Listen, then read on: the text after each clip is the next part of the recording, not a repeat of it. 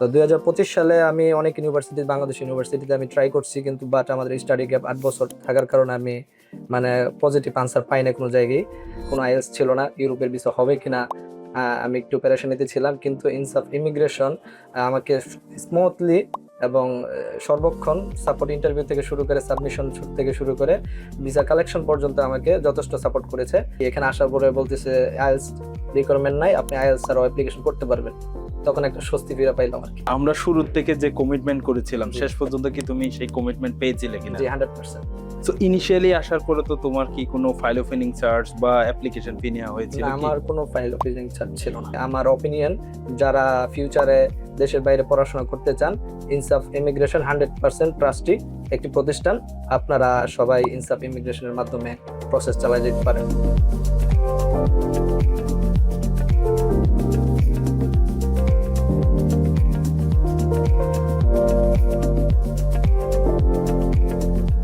আসসালামু আলাইকুম, আমি আশরাফুল ইসলাম সাকিব। আজকে আমরা আরো একটি মাল্টার স্টাডি পারমিট ভিসা হাতে পেয়েছি। Congratulation Johnny for your visa and this is your visa. Thank you.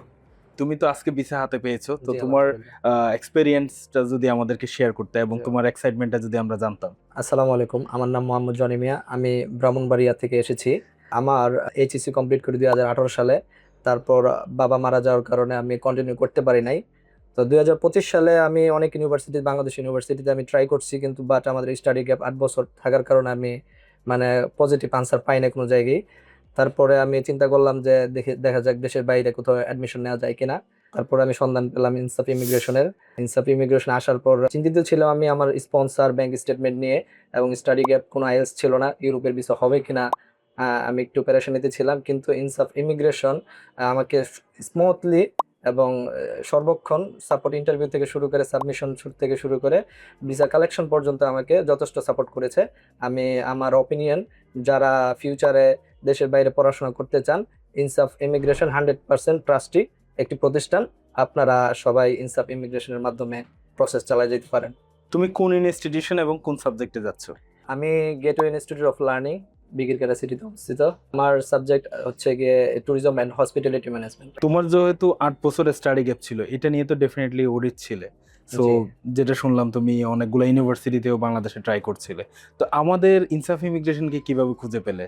আমি ফেসবুকের মাধ্যমে অনেক অ্যাড দেখছি, রেসপন্স আমাকে ইনসাফ ইমিগ্রেশনে আগে করছে, এবং তাদের রেসপন্সে আমি মানে অনুপ্রাণিত হয়ে আমি আগে ইনসাফ ইমিগ্রেশন আসছি। আচ্ছা, আমরা শুরু থেকে যে কমিটমেন্ট করেছিলাম জি। শেষ পর্যন্ত কি তুমি সেই কমিটমেন্ট পেয়েছিলে কিনা? জি, 100%। সো ইনিশিয়ালি আসার পরে তো তোমার কি কোনো ফাইল ওপেনিং চার্জ বা অ্যাপ্লিকেশন ফি নেওয়া হয়েছিল না, কি? আমার কোনো ফাইল ওপেনিং চার্জ ছিল না। কোনো অ্যাপ্লিকেশন ফি তো দেয়া লাগছে অ্যাপ্লিকেশন কি? ফিও লাগেনি।